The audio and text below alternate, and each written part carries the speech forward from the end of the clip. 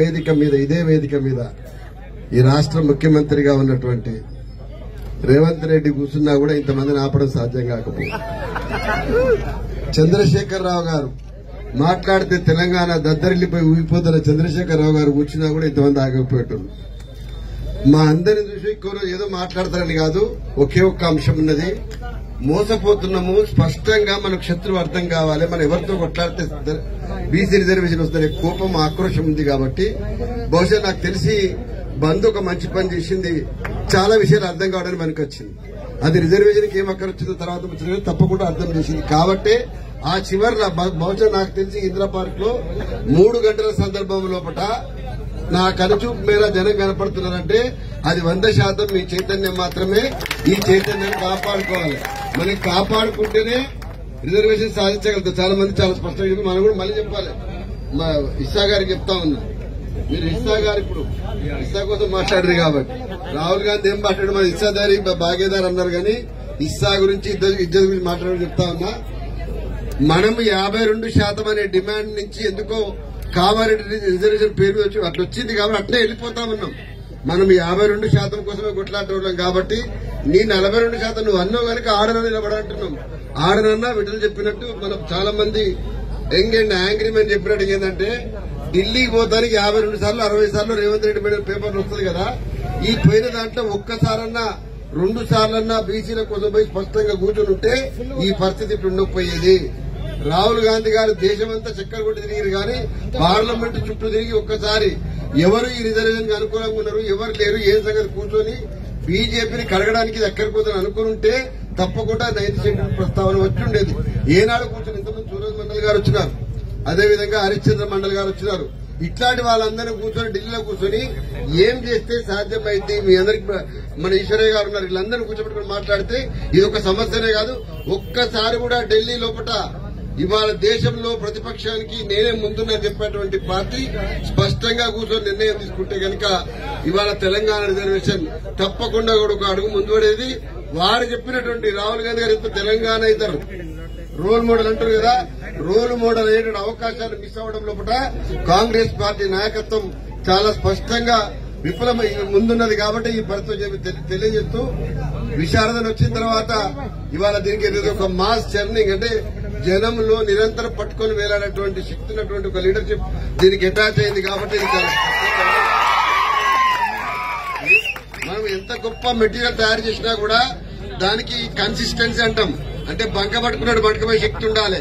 బంక పట్టుకున్నటువంటి శక్తి ఉన్నటువంటి ధర్మ సమాజ్ పార్టీ బలంగా ఆ బంక కూడా రాలే. 1,00,000 కిలోమీటర్ల ప్రయత్నం చేస్తే ఆ బంక వచ్చిందా రాలే. అవలీలగా గోదావరి కృష్ణ నదికి ఒడ్డున కూర్చొని చెప్పులు పట్టుకుంటే రాలే. అది ఊరు తిరిగి అరిగి గస్కాయితీ స్థాయిలో వచ్చింది. కాబట్టి మీ అందరు కూడా ఈ ఏదైతే ఇవాళ చైతన్యం ఉందో ఒకటే ఒక్క మాట చెప్తా స్పష్టంగా లాస్ట్ గా, ఇవాళ మొట్టమొదటి ఏది చూస్తున్నో ప్రతిసారి ఇవాళ వాళ్ళందరినీ వెలువేసినట్టుగా చెప్పడం కోసం అనడం లేదు. కానీ మనం చేస్తున్న దాంట్లో ఏం జరుగుతుందనే స్పష్టత లేకుండా మభ్యపెట్టే ప్రయత్నం చేస్తే తెలంగాణ రాష్ట్రం తెచ్చినటువంటి వాళ్ళు ఎవరైతున్నారో వాళ్ళకున్న చైతన్యం సాధారణమైనది కాదనేటువంటి మాట బయట ఉన్నది. కాబట్టి స్పష్టంగా గుర్తుపెట్టుకోండి, మీరు ఢిల్లీలో రాజ్యసభలో మాట్లాడగలిగే అవకాశం ఉండి నరేంద్ర మోడీ గారి దగ్గర తీసుకుపోగలిగే అవకాశం ఉండి ఇవాళ క్షేత్రస్థాయిలో ఇట్లా చేయడం వల్ల దయచేసి కృష్ణన్న ఇంకా మనం తప్పకుండా మీరు మారవలసిన బాధ్యత ఉన్నది. మారకపోతే భవిష్యత్తులో మిమ్మల్నే ఇవాళ కార్నర్ చేసి చూసేటువంటి పరిస్థితి వస్తుంది. ఎంత స్పష్టంగా చెప్పాల్సుకున్నాం. మిగతా సోదరులు కూడా బహుశా విశారద ఇప్పటికే చెప్పిన వారు ఒకసారి ఒక సందర్భంలో జాజల శ్రీనివాస మిగతా వాళ్ళు చెప్తున్నారు. ఇవాళ ఇక్కడ ర్యాలీ కావడం లోపల కూడా సాంప్రదాయక ఉన్నటువంటి బీసీ సంఘాలని కాదని ఇవాళ అనేకమైన బీసీ సంఘాలు మా వెంకన్న గాని మా విజయ్ గాని ఇక కొన్నటువంటి మా చంద్రరామన్న గాని ఇంతమంది ఇన్ని రకాల వాళ్ళందరూ ఒక దగ్గర చేయరు. ముఖ్యంగా మా ఫైర్ బ్రాండ్ ఫుద్దులు విటల్ అందరూ, ఎందుకంటే ఇది అనువైన వేదిక. ఇక్కడ ప్రజలు వినగలుగుతారు. విన్నటువంటి వాళ్ళు ఉట్టి ఊకోరు.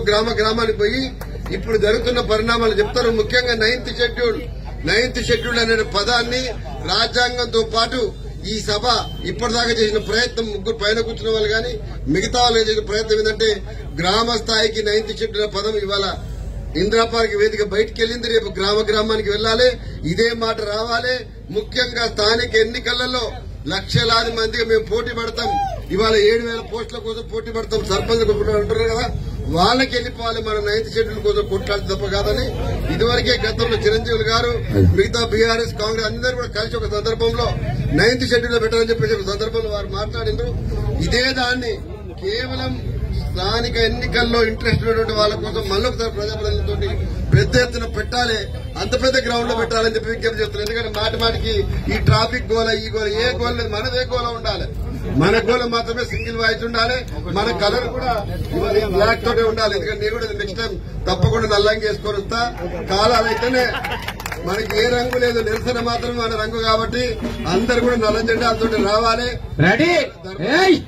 ధర్మ సమాజ్ మంచిగా ఇంట్రడ్యూస్ చేసింది.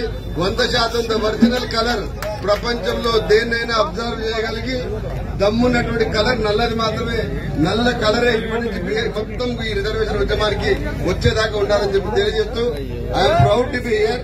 తప్పకుండా మీతో ఉంటా. మీరు మాటికి ఎవరికి కూడా స్టేజ్ మీద ఉన్నటువంటి వాళ్ళు ఏ పార్టీలు ఎవరు కాదు, ఎవరితో ఉంటాడు, ఏం కొట్లాడతాడు, వాడు దమ్ముందా లేదా ఇది ఒక్కటే చూసుకొని చెప్పి మీరు ఎక్స్రే ఉంటుంది కదా, ఎక్స్రే చూస్తే లోపల ఏం దమ్ము తెలుస్తుందట. లీడర్ల దగ్గర దమ్ము అందరు పిలవండి, అందరు ఒక దగ్గర చేరాలి. మనకి ఇష్టమున్నా లేకున్నా పార్లమెంట్ వ్యవస్థలో అన్ని పార్టీలు ఉంటాయి కాబట్టి వాటిని మనం ఎవరిని కూడా అవాయిడ్ చేయలేము. ఆవేశంతో మనం ఏమైనా అందరి మనం బట్టలు ఇస్తామని అనొచ్చు కానీ ఎవరు బట్టలు ఇప్పించాలి లోపల అంగిలాక తర్వాత ఏమిటో అందరికి ఎరికే మొత్తం చెబుతూ అందరికి ఎరికేది. కాబట్టి కలిసి పనిచేద్దాం అందరము. ఐక్యత కూడా అవసరమే, అదే సందర్భంలో కూడా చైతన్యం అవసరమే. విడదీసి చూపెట్టేటువంటి చైతన్యం కూడా ఉండాలని తెలియజేస్తూ అందరం కలిస్తేనే ఈ 42% 52% సాధించగలుగుతాం. సాధించడం ద్వారా యావత్ భారతదేశానికి ఒక రోల్ మోడల్ 100% చూపెట్టగలుగుతామని చెప్పి తెలియజేస్తూ ధన్యవాదాలు. జై తెలంగాణ, జై బీసీ.